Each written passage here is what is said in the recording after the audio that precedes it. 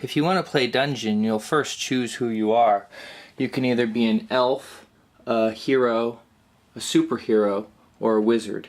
That choice will determine how much treasure you require in order to win the game, as well as how difficult it is to beat certain monsters. Elves get a bonus to discovering secret doors, and wizards get a selection of spell cards that either help move them around or help in combat. Heroes and superheroes have no special abilities other than their relative strength in fighting monsters. After you've chosen your guy, you'll move 5 spaces. Every turn you get a turn, you'll move 5 spaces. Your 5 spaces will either end you in a room, or it won't. If it ends you in a room, you'll have to fight a monster. You'll draw a card to do that, and then roll 2 dice to see if you beat the monster or not. If you beat the monster, you get some treasure. If you don't beat the monster, you roll again on a table to see what, if anything, bad happens to you. And then you wait for it to be your turn again. Play will continue this way as you and your friends look around the dungeon trying to find treasure.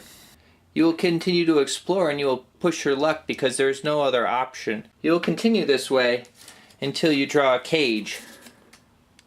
You will roll the die and find that you have lost 4 turns. You will spend the next 4 turns in the cage wondering why it is you like to pretend to go down into dungeons and what it is that appeals to you about getting treasure. You'll ask yourself if it's the act of continually solving the mystery of what you might find in the dark, and then chide yourself for being wrong because what you find is either a cage or more treasure. You can't spend the treasure, so why are you spending time in the dungeon? Is it worth it to wander around in the dark and give yourself to luck in order to get fake money?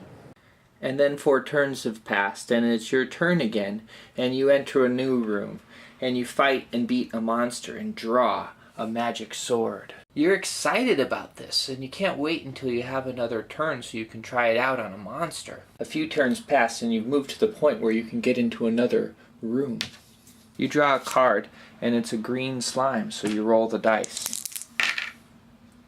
Even with your magic sword, it is not enough. So you roll the dice to see what happens to you, and you have lost all your treasure. You have to go back to start and lose a turn.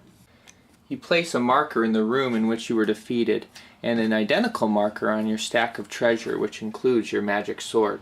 You spend the next turn and the turn after that wondering why it is you're playing dungeon and why it is you want to go into dungeons in the first place. Why do you want to fight monsters and why do you want to get treasure?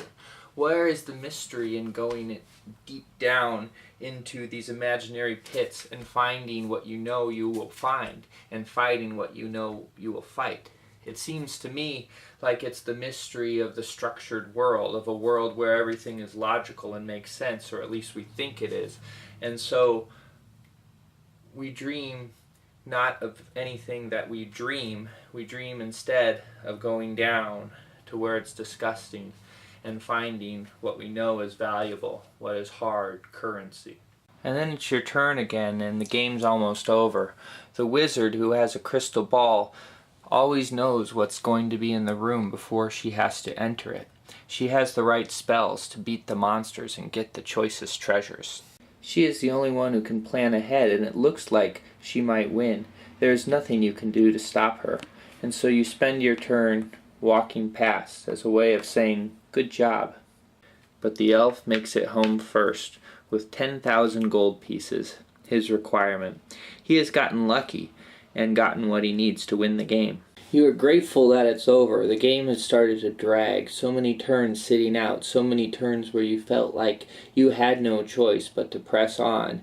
But to press on was detrimental. You look forward to forgetting how to play dungeon so that someday, maybe a couple years down the road, you'll dig the game out again and learn to play anew. But for now you are exhausted. You don't want to think about this game. You don't want to think about the giants and the archetypal goblins and the archetypal ghouls. It is sitting at a slot machine with a gun pointed at your head. You don't want to do it anymore. Dungeon is a tool for you to think about dungeon. It's a tool for you to think about monsters. It's a tool for you to think about riches. It's a tool for you to think about darkness and whetstones. And it's a tool for you to think about the sun.